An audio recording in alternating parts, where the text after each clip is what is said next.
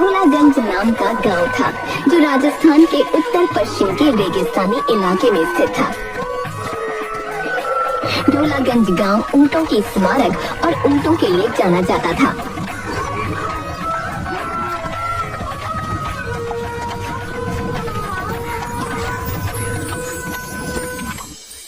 एक दिन पत्रकार शिकर ढोलागंज आता है ताकि वो ढोलागंज की कहानी अपने अखबार में छाप सके।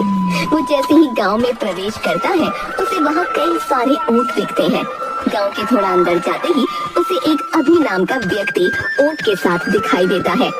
शिकर उसके पास जाकर उससे कहता है, जी सुनिए, मेरा नाम शिकर है। मैं एक पत्रकार हूँ और मैं इस गांव के बारे में लिखना चाहता हूँ। क्या आप मुझे बता सकते हैं कि इस गांव में ऊंटों को इतनी इज्जत और अच्छे से क्यों रखा जाता है? जी मेरा नाम अभी है। आपका इस गांव में बहुत बहुत स्वागत है। इस गांव की कहानी बहुत लंबी है।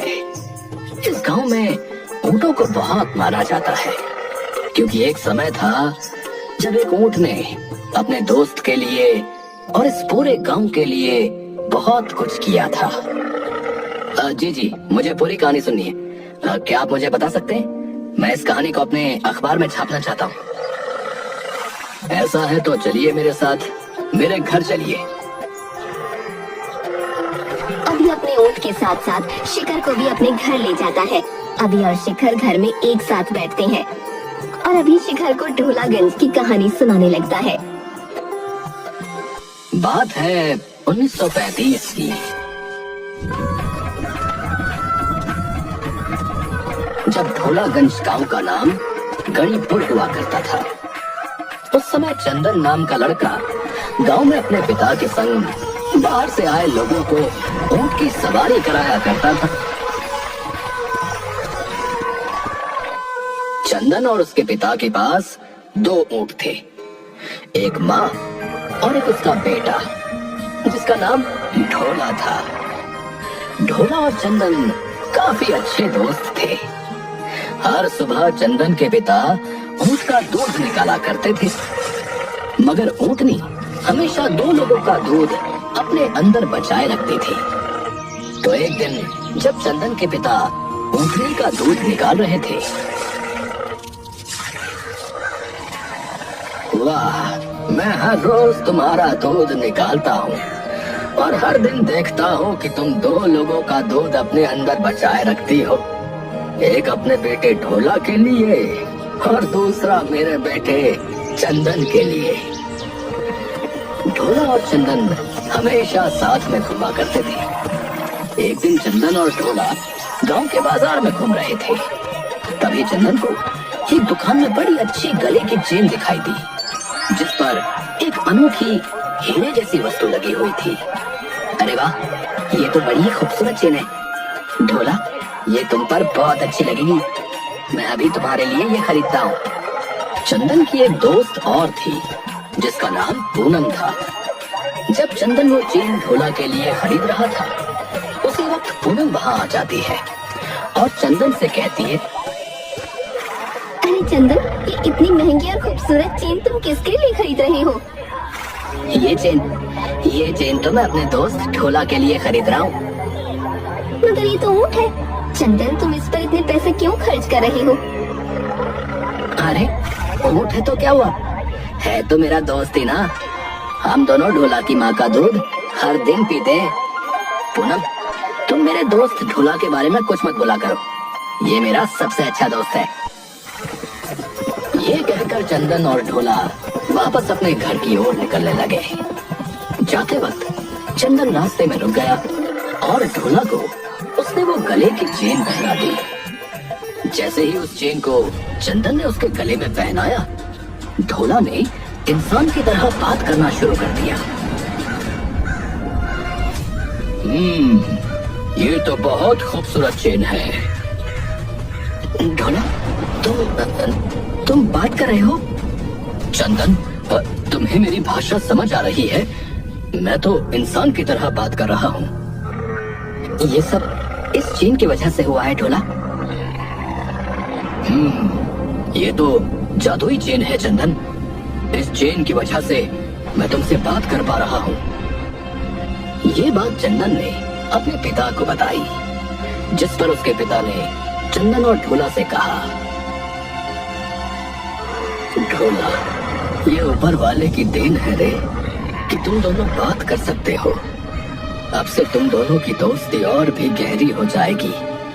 मगर एक बात याद रखना, तुम दोनों ये बात किसी को मालूम ना पड़ने देना कि ढोला अब बात कर सकता है, नहीं तो किसी की बुरी नजर तुम दोनों पर पड़ जाएगी। जी, मैं इस बात का ध्यान रखूंगा कि ये बात किसी को पता ना चले। शिखर अभी से सवाल करता है। ढोला बात कर सकता था? क्या सिर्फ इतनी सी बात के लिए ये सारे गांव वाले ऊँटों को इतना मानने लगे? नहीं, इस वजह से हम ऊँटों को नहीं मानते कि हमारे गांव में एक ऊँट था जो बात कर सकता था, बल्कि इस वजह से हम ऊँटों को मानते हैं कि जो ढोला ने इस गांव के लिए किया वो इस गांव की मिसाल बन गई। अब ऐसा क्या किया ढोला ने जो पूरे गांव वालों के लिए मिसाल बन गया? ढोला बोलने लगा था, जिस वजह से चंदन और उसकी दोस्ती गहरी हो चुकी थी। मगर थोड़े ही दिनों बाद गणीपुर गांव में पानी की कमी के कारण अकाल आ गया। गांव के सारे कुएं सूख चुके थे। तभी चंदन के पिता ने चंदन को बुलाया और उससे कहा, बेटा, गांव के लोगों को कहीं पानी नहीं मिल रहा है और जल्द ही उनका जमा किया हुआ पानी भी खत्म हो जाएगा। तुम्हें रेगिस्तान के रास्ते से जाकर पानी का कोई जरिया ढूंढना होगा। चंदन के साथ उसकी दोस्त पूनम भी खड़ी थी। चंदन और उसके पिता के बाद पूनम ही थी जिसे ये पता था कि ढोला बात कर सकता है। चंदन के पिता की बात सुनकर पूनम कहती है, अब बिल्कुल चिंता मत कीजिए, मैं भी चंदन के साथ गांव वालों के लिए पानी ढूंढने जाऊंगी। पिताजी, मैं पूनम और ढोला अभी रेगिस्तान की ओर निकलते हैं पानी को ढूंढने के लिए। ढोला के साथ चलने की बात पूनम को हजम नहीं हुई। क्या वो ढोला भी हमारे साथ चलेगी चंदन? हाँ पूनम, ढोला भी साथ आएगा। आखिर रेगिस्तान में ऊंट से ज्यादा अच्छा साथी और कौन हो सकता है। जाओ बेटा, अब इस गांव को बचाने का जिम्मा तुम्हारे हाथों में है। पानी ढूंढे बिना वापस मत लौटना। जी पिताजी, हम लोग पानी ढूंढ कर ही रहेंगे। तो वो तीनों रेगिस्तान में निकल गए पानी की तलाश में। रेगिस्तान में तीनों पानी तलाशने लगते हैं। हर जगह उन्होंने अपनी आंखें घुमाई कि शायद उन्हें छोटा सा ही सही मगर कोई तालाब मिल जाए जिससे वो गांव वालों की पानी की समस्या खत्म कर सके। मगर एक पूरा दिन बीत गया और उन्हें पानी का एक कतरा तक नहीं मिला, जिससे परेशान होकर पूनम ने चंदन से कहा, चंदन, मुझे नहीं लगता कि रेगिस्तान में हमें कोई पानी मिलेगा। जब हमारे कुएं का पानी ही खत्म हो चुका है तो रेगिस्तान में हमें पानी कहाँ से मिलेगा? मुझे लगता है हमें और आगे जाना चाहिए।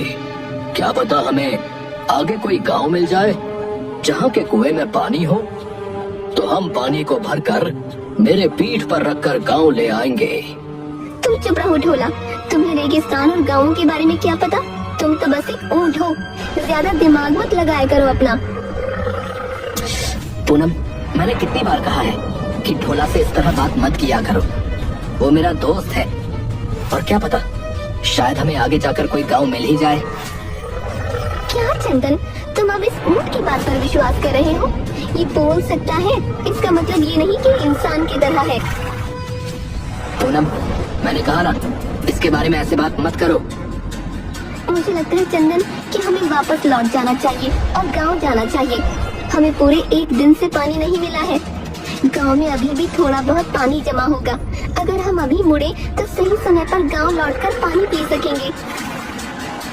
चंदन ने बिना कोई संकोच किए पूनम को जवाब दे दिया, नहीं, जब तक मुझे पानी नहीं मिलता मैं वापस नहीं जाऊंगा। जो पानी गांव में जमा है वो जल्द ही खत्म हो जाएगा फिर गांव वाले आगे कैसे जी पाएंगे? मुझे लगता है कि हमें हार नहीं माननी चाहिए। मुझे भी लगता है कि हमें हार नहीं माननी चाहिए। ठीक है, तो तुम समय सूट की, मैं वापस गांव जा रही हूँ। देखती हूँ तुम और तुम्हारा ये ऊँट पानी ढूंढ पाती है कि नहीं। पूनम, जो चंदन की बचपन की दोस्त थी, उसे रेगिस्तान के बीच में छोड़कर वापस अपने गांव लौट गई, जिससे चंदन थोड़ा हताश हो गया। चंदन को हताश देख ढोला ने चंदन से कहा, हताश मत हो चंदन, हम जरूर गांव वालों के लिए पानी ढूंढ लेंगे। तुम्हें याद है ना, तुम्हारे पिताजी ने तुमसे क्या कहा था? हाँ, यही कि जब तक पानी न मिले वापस मत लौटना। गांव वालों को बचाने की जिम्मेदारी अब हमारे हाथों में है। चलो ढोला, हम वापस नहीं लौटेंगे जब तक हमें पानी न मिल जाए। दोनों पानी की तलाश में रेगिस्तान में और अंदर जाते रहे और दर बदर पानी को खोजते रहे। रेगिस्तान में आंधी तूफान आए, मगर उनके मन में एक बार भी ये सवाल नहीं आया कि हमें वापस लौट जाना चाहिए। वो गांव वालों के लिए पानी ढूंढने के लिए रेगिस्तान में जाते रहे। जैसे जैसे वे लोग रेगिस्तान के अंदर जा रहे थे, वैसे वैसे चंदन की हालत खराब होती जा रही थी। तभी ढोला को रेगिस्तान में एक छोटा सा तालाब नजर आया। चंदन, देखो देखो, सामने ही तालाब है। ढोला, ढोला, आखिर हमें पानी मिल ही गया, हमें पानी मिल ही गया। अब हम गांव को बचा लेंगे ढोला। ढोला और चंदन उस तालाब की ओर जाने लगे, पर जैसे ही वो तालाब के पास पहुंचे, पानी की कमी के कारण चंदन बेहोश हो गया और नीचे गिर गया। चंदन, चंदन उठो, उठो मेरे दोस्त, अपनी आंखें खोलो। ढोला तालाब के और करीब आया ताकि थोड़ा पानी अपने मुंह में लेकर चंदन पर छिड़क सके, मगर जैसे ही उसने पानी पीने की कोशिश की, वैसे ही पानी के पास एक जादूगरनी प्रकट हो गई और उसने ढोला से कहा, रुक जाओ ऊँट, मैं जादूगरनी हूँ और ये तालाब मेरा है। इसमें मेरी अनुमति के बिना कोई भी पानी नहीं पी सकता है। जादूगरनी जी, मैं ढोला हूँ। मेरा दोस्त चंदन पानी की कमी के कारण बेहोश हो गया है। हम दोनों गांव के लिए पानी की तलाश में इस रेगिस्तान में आए थे। हमारे गांव को पानी की बहुत आवश्यकता है। कृपया इस तालाब का पानी हमारे गांव वालों को इस्तेमाल करने दें। तुम पहले उठो जिससे मैंने बात करते सुना है।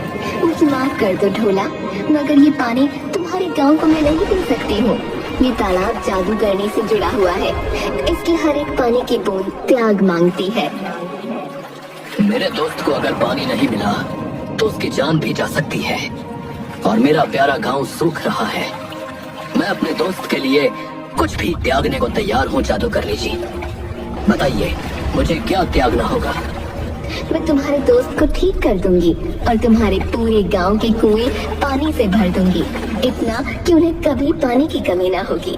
मगर ये सब मैं तब करूंगी जब तुम ये गांव छोड़कर मेरे साथ जादू नगरी में चलोगे। तुम्हें खुद को इस दुनिया से त्यागना होगा और मेरे साथ चलना होगा ढोला। तो ढोला ने बिना किसी संकोच के जादूगरनी से कहा, हाँ, मैं तैयार हूँ आपके साथ चलने के लिए। बस एक आखिरी बार मुझे अपने दोस्त से बात करने दें। तो जादूगरनी ने चंदन को ठीक कर दिया। चंदन ने अपनी आंखें खोली और ढोला को अपने पास पाया। ढोला की आंखों में आंसू थे और वो आखिरी बार चंदन से बात कर रहा था। अब सब कुछ ठीक हो गया है दोस्त, वापस गांव लौट जाओ और खूब तरक्की करो। अब गांव में कभी पानी की कमी नहीं होगी। ढोला, ढोला नहीं, कहाँ जा रहे हो? कहाँ जा रहे हो? मत जाओ, मत जाओ मुझे छोड़कर। तुम मेरे सबसे अच्छे दोस्त थे। मैं आगे तुमसे कभी नहीं मिलूंगा, मगर अगर फिर मौका मिला तो जरूर तुम्हारे साथ और समय बिताऊंगा। ढोला, ढोला नहीं, ढोला। ढोला नहीं। और इस तरह जादूगरनी ढोला को अपने साथ ले गई। चंदन फूट फूट कर रोता रहा और फिर अपने गांव लौट आया बिना ढोला के।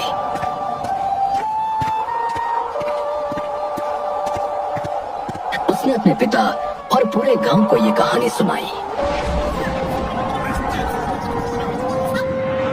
और उस दिन के बाद से सारे कुओं में पानी भर गया और कभी खत्म नहीं हुआ।